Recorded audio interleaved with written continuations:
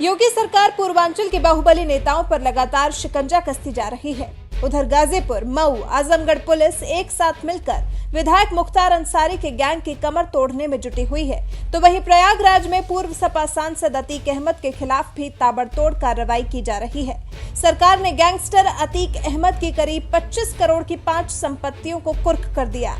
प्रयागराज की फूलपुर सीट से सपा सांसद रह चुके माफिया डॉन अतीक अहमद उधर गुजरात के अहमदाबाद जेल में बंद है और इधर योगी की पुलिस अतीक अहमद के गैंग की कमर तोड़ने में जुटी हुई है।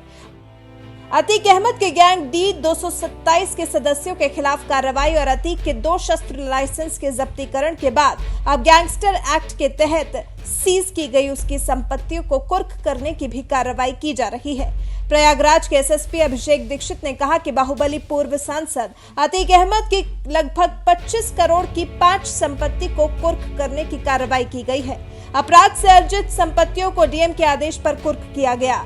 इनमें चकिया में 2.5 करोड़ के 2 मकान, ओम प्रकाश सभासद नगर और कालिंदीपुरम में 2.5 करोड़ के 2 मकान और सिविल लाइन एमजी रोड में 20 करोड़ की संपत्ति कुर्क की गई। माफिया अतीक अहमद की संपत्तियों के जब्तीकरण की कार्रवाई आज की गई है। इसमें थाना कुलदाबाद क्षेत्र की 2 संपत्तियां हैं जिनकी अनुमानित लागत करीब 2.5 करोड़ रुपए है। इसी तरह थाना सिविल लाइंस एमजी रोड स्थित एक प्रॉपर्टी है जिसकी अनुमानित लागत करीब 20 करोड़ रुपए है।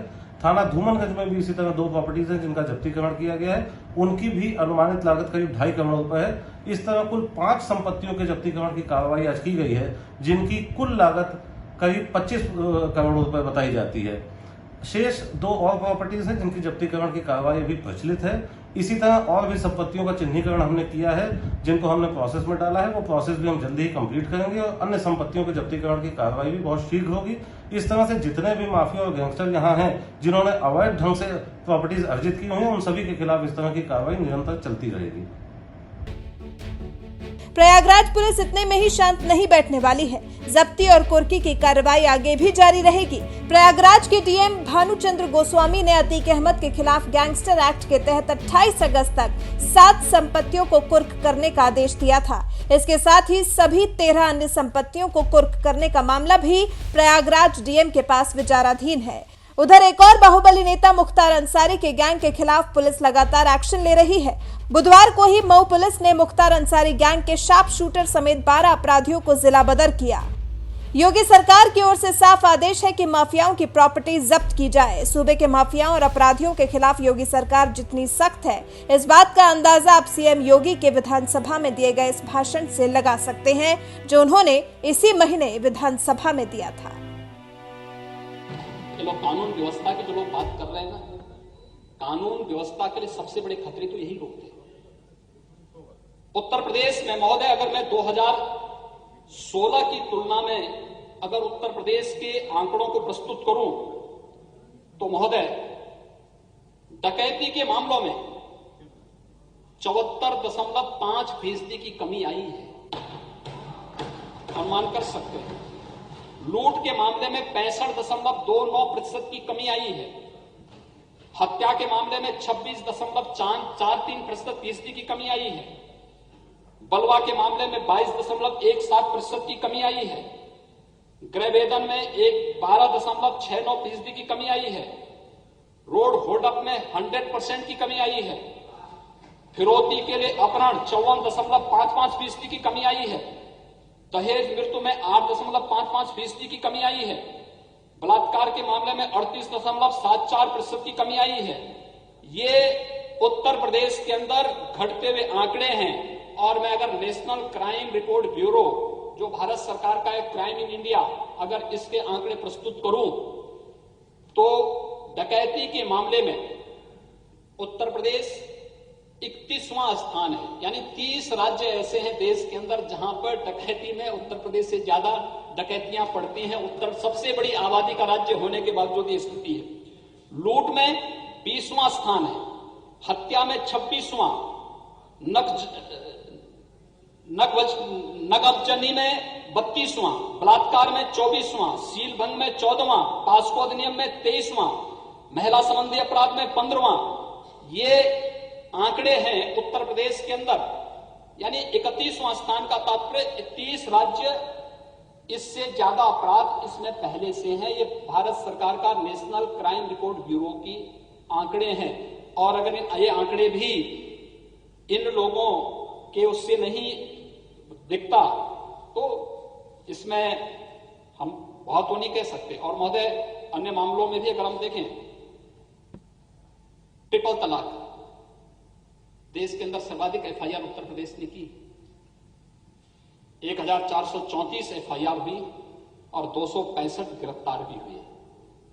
ट्रिपल तलाक के मामले का जिसने भी उल्लंघन किया और जबरदस्ती उसने कानून के साथ खिलवाड़ किया तो उसमें कार्रवाई करने में उत्तर प्रदेश ने देश के अंदर सबसे अधिक कार्रवाई भी इस मामले में की। यानी महिला सुरक्षा के प्रति जो कार्रवाई प्रदेश ने अंदर प्रारंभ की, उस कार्रवाई को लेकर के भी हम लोग इस कार्यक्रम को आगे बढ़ा रहे हैं। मेरा यह मानना है सभी विधायकों ने अपने अपने विधानसभा क्षेत्र में इतना काम किया है। पिछले 20 वर्षों के दौरान कोई भी उतना काम नहीं किया होगा जितने 5 वर्ष के दौरान आप करके अपने अपने क्षेत्र में करके दिखा देंगे।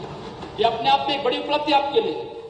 और बाकी जो बचे होंगे, हमारे पास 1.5 वर्ष का समय है। इस 1.5 वर्ष के दौरान तो ये बहुत स्पीड के साथ बढ़ी। अभी तक स्पीड हमारी अगर 120 की थी तो अब यही चलेगी 250 की स्पीड चलने वाली है। और 250 की स्पीड में विपक्ष नहीं चल पाएगा, क्योंकि काम करने की जिसकी आदत नहीं होती है वो काम कर भी नहीं सकता है। उनकी आदत नहीं काम करने की, इसलिए उनकी उस गलत मंशा, वो विभाजनकारी मंशा से बचते हुए हम केवल, मैं आपसे ही कहना चाहता हूं कि हम लोगों को एक नए और समृद्ध उत्तर प्रदेश को, एक सुरक्षित उत्तर प्रदेश की ओर जाने की व्यवस्था करनी चाहिए। और मैं देख रहा था, जब मैं सदन में घुसा, मुझे देख के आश्चर्य हुआ था कि विपक्ष के एक माननीय सदस्य अपने गले में तख्ती लटकाए हुए थे। तो मुझे मेरठ की घटना याद आ गई जहां पे एक अपराधी अपने गले में तख्ती लटका करके घूम रहा था और कह रहा था जान बख्शो, और जान बख्शो की बात कर रहा था और जान बख्शो की बात कर रहा था। मुझे लगता है जनता इनको जब सबक सिखाएगी तो यही बताएगी, तब फिर इन लोगों को इसी प्रकार की तख्ती लेकर के घूमना पड़ेगा जनता से माफी मांगने के लिए। जनता के अदालत में ये लोग वहां पर जनता के सामने, इनके सामने जवाब देते हुए नहीं बनेगा। और किन किन लोगों के लिए एक, यानी आज तो सदन में खानों को बाहर करने की एक नई मुहिम चल पड़ी है। सपा एक खान के लिए, कांग्रेस दूसरे खान के लिए कि साहब इनको रिहाई करो। यानी कानून का उल्लंघन करेंगे, कानून को ठेंगा दिखाएंगे, उस प्रकार की गतिविधियों में लिप्त रहेंगे जो समाज विरोधी भी हो और कहीं ना कहीं सुरक्षा को चुनौती देती हो, और उस सबके बावजूद गले में तख्ती लटका करके उन खानों का समर्थन हो रहा हो, तो महोदय ये क्या संकेत करता है? मुझे देख के तो अफसोस होता है कि कांग्रेस के एक नेता तो एक ऐसे व्यक्ति की रिहाई की मांग कर रहे हैं जिसके लिए बाहर से भी थ्रेट आ रहे हैं, अगर छोड़ा नहीं गया तो ये कर लेंगे। हमने कहा ये नया उत्तर प्रदेश है, यहां मालूम है ना, कुछ करने के पहले दूसरे लोग की यात्रा करनी पड़ती है। बोल जाइए, यहां आकर के धमकी दोगे और थ्रेट करोगे सुरक्षा मशीनरी को, तो ये स्वीकार्य नहीं हो सकता है। अगर दूसरे लोग की यात्रा करनी है तो इस प्रकार की थ्रेट दो। अरे थ्रेट हम सुनने वाले नहीं हैं।